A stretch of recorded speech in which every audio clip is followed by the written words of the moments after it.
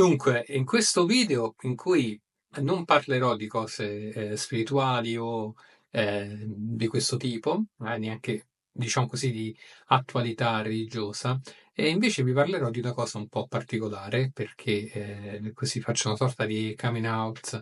Eh, il 21 giugno 1985 io ero uno dei tanti, o magari un po' dei pochi oggi diremmo, che sono andato a Milano a vedere il concerto, il primo concerto italiano di Bruce Springsteen. Ero un grande fan al liceo e quindi riuscii in qualche modo avventurosamente, questa sarebbe una bella storia da raccontare, a trovare i biglietti e ad andare al concerto.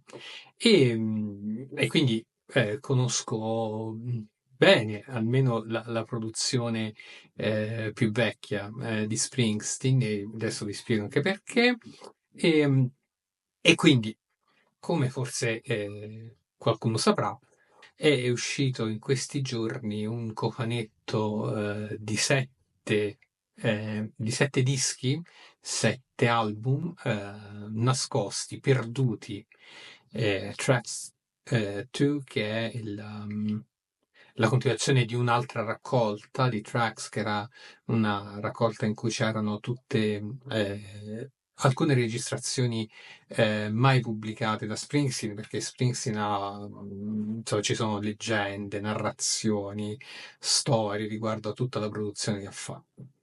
E quindi ho avuto modo in questi giorni di ascoltarlo tra una cosa e un'altra, perché insomma, tra le mille cose che ho fatto in questi giorni, sono riuscito ad ascoltare praticamente tutte le tracce, e quindi è così un'impressione di un primo ascolto. E la mia prima impressione è che secondo me siamo al disco migliore di Springsteen dalla Bada Born in the USA, secondo me.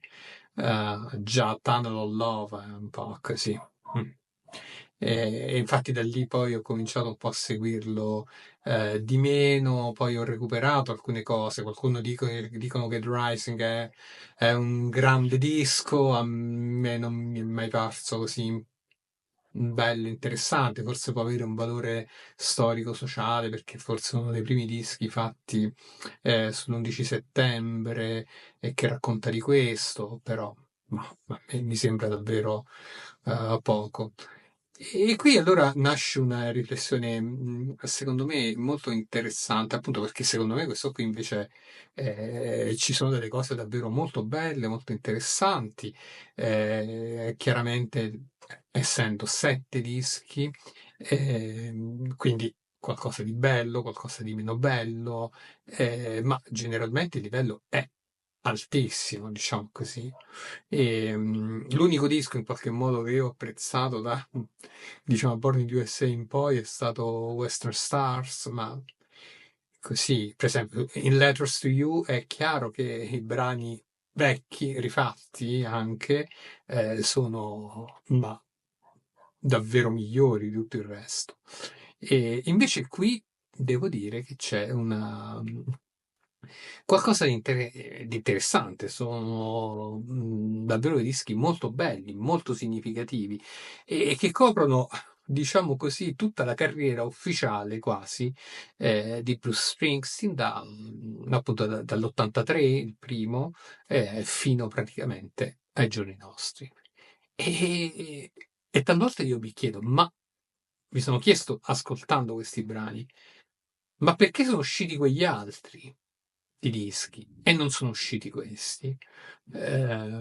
Secondo me la ragione è probabilmente commerciale, quelli in qualche modo erano un po' più vicini ad alcune sensibilità dell'epoca e forse Springsteen ha messo un po' da parte la sua vena più, diciamo così, artistica per poter invece seguire più alcune dinamiche di mercato e, e- e potremmo dire che a me è venuta in mente questa cosa, no? Cioè, c'è una carriera alternativa, una storia alternativa, una discografia alternativa che ha percorso quella che noi abbiamo conosciuto in questi anni di Springsteen e che secondo me sarebbe stata molto, ma molto più significativa. E ed è bello questo doppio registro delle cose che accadono, no?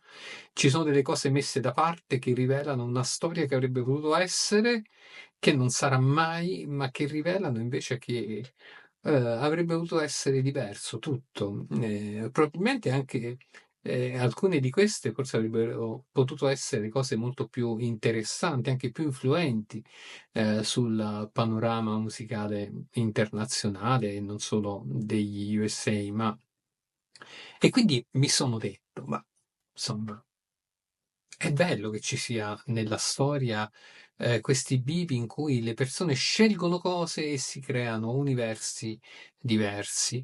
E qui abbiamo una piccola riprova. Se voi sentite questi dischi e poi vi risentite, devo provare a farlo, quelli invece ufficiali, quelli che sono usciti dai famosi due dischi del 92, che sono davvero, boh, a me non sono proprio piaciuti, e tutti gli altri, insomma, ecco.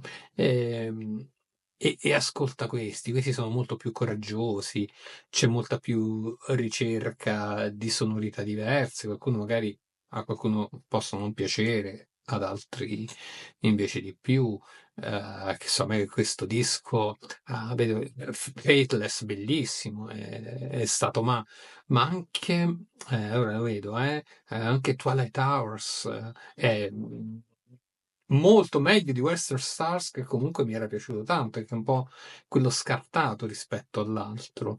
L'altro sicuramente era magari più in linea, più accettabile, questo invece magari era un po' troppo Croner e forse, non so, forse, ma in questi dischi c'è anche l'influsso di Tom Waits,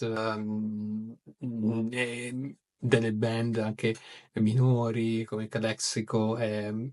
Ci sono tante cose interessanti in questo disco. Perché non li ha fatti uscire? Questo mi chiedo. Perché invece ci siamo dovuti sorbire delle cose un po' retoriche, un po' così, un po' di routine, di mestiere, di grande mestiere, chiaramente, però queste sarebbero state molto meglio, avrebbero costruito una storia anche diversa della figura di Springsteen. Ma è molto bello che siano uscite e che ci raccontino questa storia parallela. E mi chiedo che chissà anche noi quante storie parallele abbiamo nei nostri cassetti, dalle scelte che abbiamo fatto. Forse talvolta se fossimo stati più coraggiosi, o forse talvolta se avessimo avuto un po' più di attenzione ad alcune cose avremmo potuto cambiare la nostra vita, non so. Questo è quello che in qualche modo mi ha fatto pensare questo disco, che è lungo, cioè lungo. Non è un disco, appunto, sono 7 dischi, quindi ci vuole un po' di pazienza a sentirli tutti, a entrarci dentro, però se qualcuno vuole provarci, ne vale la pena. Ora man mano cercherò magari anche di capire meglio i testi, e qualcosa ho capito, non sono un drago in inglese, però alcuni testi molto interessanti e vi invito ad ascoltarlo. Se vi capita, almeno qualcosa di qua, di là, oltre a quelle cose che già sono uscite, ecco, se vi capita è molto bello. Però pensate anche a questo, no? Cioè, beh, talvolta la vita ha doppi binari. E così. Bene, grazie. Se hai ascoltato fino a qui, sei stata un grande eroe, un'eroina grandissima. E se vuoi, appunto, commenta qui sotto, si fa così, è un po' sfocato il mio dito. Ehm, Commenta, perché è bello creare una piccola community attorno a questi video e dimmi che ne pensi, se lo conoscevi Springsteen, se sei anche tu un fan, se sei stato a Milano adesso in questi concerti, che sta facendo adesso, ma insomma ormai è un vecchietto, ma che insomma ancora insomma tira bene il rock and roll. E poi ecco, se vuoi anche condividi questo video, queste mie riflessioni, o qualcun altro dei video che magari comparirà al termine di queste mie parole. E grazie di avermi ascoltato di nuovo e alla prossima. Ciao.